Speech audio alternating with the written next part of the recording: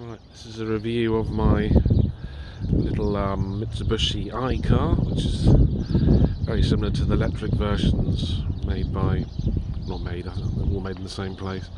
Electric ones in Citroen F0 or something like that, and Mitsubushi Mev and Peugeot 1, is it, or something like that. But this is the petrol version of it. It's the second one I've had of these. I like them because they look rather different to everything else on the road. It's got not bad lights, apparently quite good front crash protection, but there's no engine in that space there. It's just bars and things, but it is still quite a lightly built vehicle. It does feel quite tinny, but it's alright. This little bonnet does open up to get to the battery and brakes and fluids and things like that, or washer fluids and things like that. It can open. It's just got this one large sort of arcing wiper that does pretty well cover your area. I think these would be classed as a K car in Japan. So it's designed so it's quite a narrow vehicle compared to many cars. But what they tried to do when they did make this vehicle is squeeze as much space into it as it's really possible to do, really. So the engine sits right underneath the back seats and the axle, and your cab's pushed right forward, and it's quite high as well. So it's one of the few cars, this is the reason why I got it, that you can get 6 foot in the front and just about 6 foot in the back, which is highly unusual on a small car to be able to do, and if not almost unique. I think my Panda could almost do it, which is a similar sort of size car, not squarier looking. The motor in it is almost identical to the one in the smart car. The smart cars use the engine in this. I think at least the second generation Smart 4.2s use this engine, a 600cc 3-cylinder turbo. In Japan you can get it without the turbo, but it's still, with the turbo, limited to the sort of K car sort of power limit, which is about 65 horsepower. It's also an automatic as well, a traditional automatic as well, with a torque converter and 4-speed. So it's all right. It's motorway, all right. It's suited to town, really, but I like it. It suits so I can get my parents in the back and still sit in the front. There's not many cars you can do that for this size. It's got different size wheels. It's about 175s on the back and 145s on the front. They're quite narrow little ones. These cars do all seem to suffer from rattles, really. The main rattle comes from the pins that hold the calipers in place on the front wheels. They seem to wear or something like that and get loose, and it rattles when it goes over bumps. Also, this part here, this part of plastic here, can come slightly, just look, rattles a bit when you're going along. Inside, so sort of got, I think the electric versions, they tried to spec them up a bit with colours and things on this section here, but this is the petrol version, which is more standard.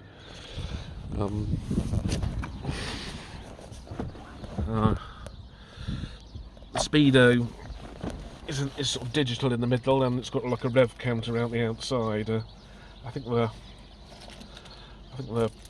electric versions, that's like a sort of economy meter or something like that. Oh, that's how it is. Got a rev counter here and your mileage and your fuel over there. You've got all the bits you really need in a car. So for city driving, it is automatic. It's relatively smooth around town. It's got climate control, air conditioning. Bit out of date with having a CD player. I don't think it does MP3s, but you can connect to the back of this radio a Bluetooth dongle thing where the CD changer would go, so that's what I've done. And so you can use it with my phone, and you can do everything with your phone, you know, radio and things like that. And I've upgraded the speakers to something a little bit more fancy, but it does load the standard sort of tweeters at the back. It comes with a wiring for rear speakers, but none fitted. I don't know if the electric versions do, but I have added those speakers in there. Overall, it's sort of a hard plastic sort of material, and certainly built to a cost. But I quite like the innovation of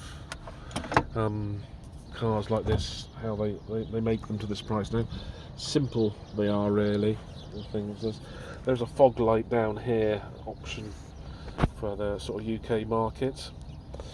Cup holder, bottle holder there, cup holder, card holder, or that's meant to be cigarette things.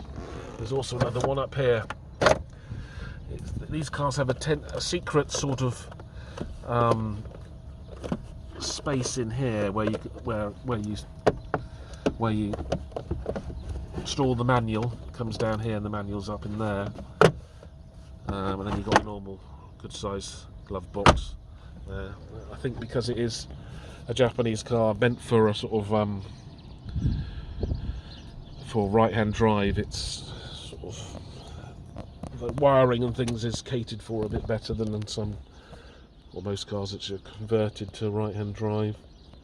The seats are quite comfortable. The driver's one has got a you can raise the seat up and down.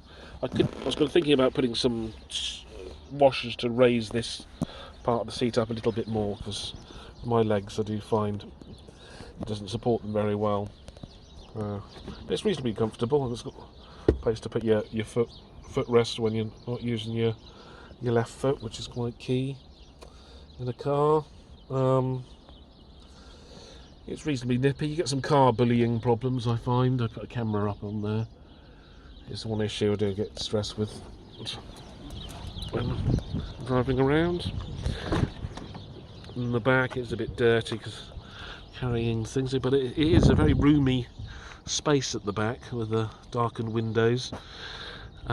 These seats they've got adjustable incline at the back, or they fold completely back. You've got that option on there. The back of the car is quite cute, I suppose. It doesn't come with covers, so I had to create just a cloth sheet to sort of shield the nosy people from what's in the little boots of papers and things. And you take this off here, and there's insulation, and then there's another metal cover. That's where you get to the engine and all the sort of serviceable parts, really. One problem this has, and the smart cars have, is the sump is quite soft, and people, if they don't know, can destroy the thread on the sump bolt, which was the case on this. This is why it was cheap, because it was leaking oil. There's no real easy fix to that. Somebody bodged it on this one, other than replace the whole sump, which I've had done now, and it's perfect now. But you just have to be really careful with the sump bolt. It's got only about 3 layers of threads. So you overdo it and you destroy it, and it's now the whole sump, which is annoying. Service-wise, I've done the oil a few times, and the plugs and the filters and things. New air filter, new pollen filter in there, new rear tyres. I'm thinking about getting, although they've got plenty of tread on the front, I am thinking of getting those replaced, because it seems to pull to one side a little bit, which is annoying. It's one thing with these, because it's the K car, I don't know if the French versions, the Peugeot and the Zero, or whatever they're called, the Citroen version, have got better rust proofing, but this one has got almost nothing as far as rust proofing goes. Like, almost it's designed as a throwaway vehicle, I suppose, in Japan. So it is pretty vulnerable to salt and things. So this summer is certainly going to be. This one has been garaged though, so it's in perfect nick really in that respect. But I'm going to cover the bottom with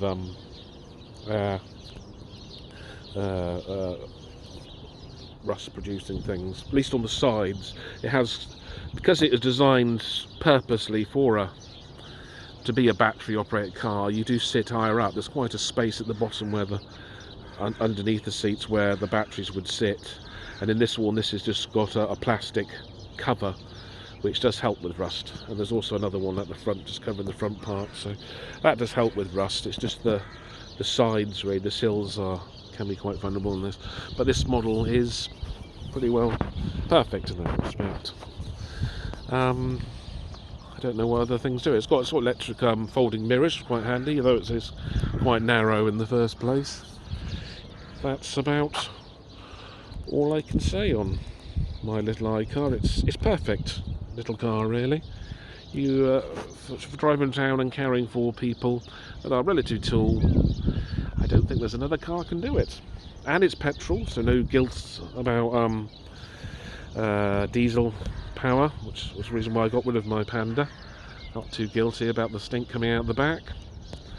And it's a £30 road tax. The fuel consumption is sort of in the 40s to 50s depending on your drive. It's highly dependent, a little engine, and how you treat it. If you do kind driving you'll get 50, drive it like a maniac and it'll be an awful lot less than that. But overall it's a great little car. Well, not the reason why I get it really.